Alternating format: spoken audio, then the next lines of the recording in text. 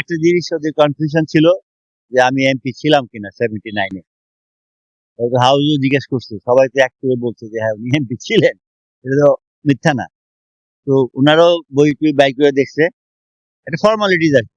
তো যাওয়ার পরে ওনারা নির্বাচনের যে বই সেটা দেখে আমার নাম পাইছে, গ্যাজেটও পাইছে, ওনারা ওকে করে দিচ্ছে।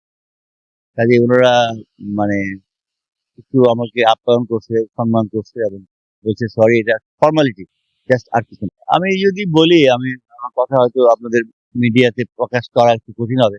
লেভেল প্লেইং ফিল্ডটা নাই। আপনি দেখবেন যে ক্যান্ডিডেট নমিনেশন হয় নাই তারটা হেডলাইন নিউজ, আর যে ক্যান্ডিডেট বৈধভাবে ইলেকশন করতে পারতেছে তার নিউজটা ছাপা হয় না।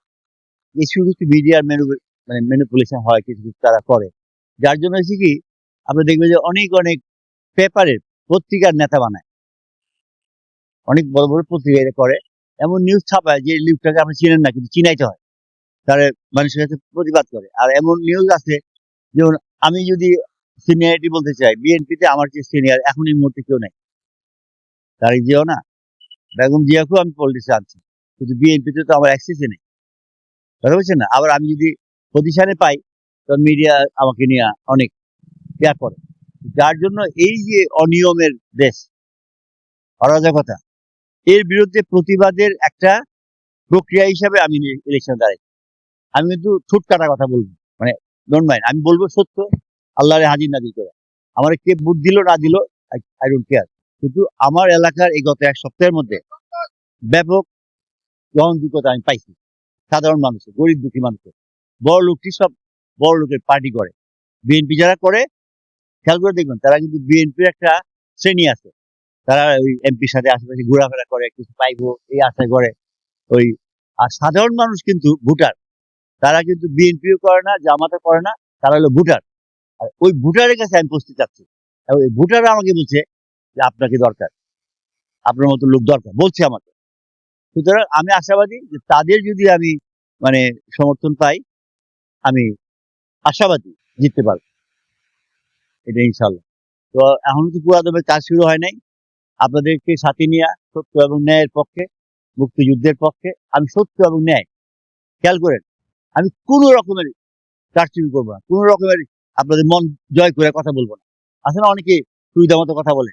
আমি হাসিনার বিরুদ্ধে, হাসিনা যখন পাওয়ারে ছিল তার বিরুদ্ধে আমি বলছি, এসিটিভিতে বলছি, চ্যানেল আইতে বলছি, ফ্রন্টলাইনে বলছি, কারণ হাসিনা অন্যায় করছে, কেউ আমাকে অ্যারেস্ট করতে পারতো, গুম করতে পারতো, করে নাই।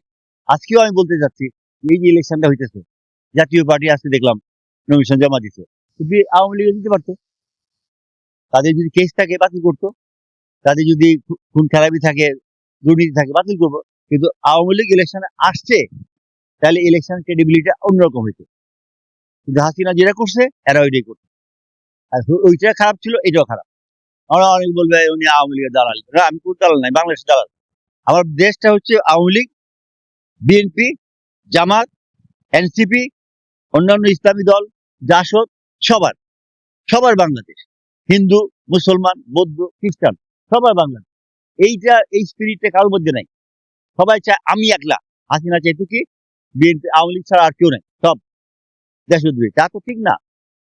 তো এই জন্য আমি এই স্পিরিটটা ডেভেলপ করার জন্য আমি দুইটা আসনে দাঁড়াইছি, ঢাকা 17 তারিখ জিয়ার বিরুদ্ধে দাঁড়াইছি, শুধু আমার কথাগুলো বলার জন্য। আমি এখানেও দাঁড়াইছি, ওইটাও ঠিকছে, এটাও ঠিকছে। সুতরাং আমি মুক্ত বিহঙ্গ, আমার কথা হচ্ছে না।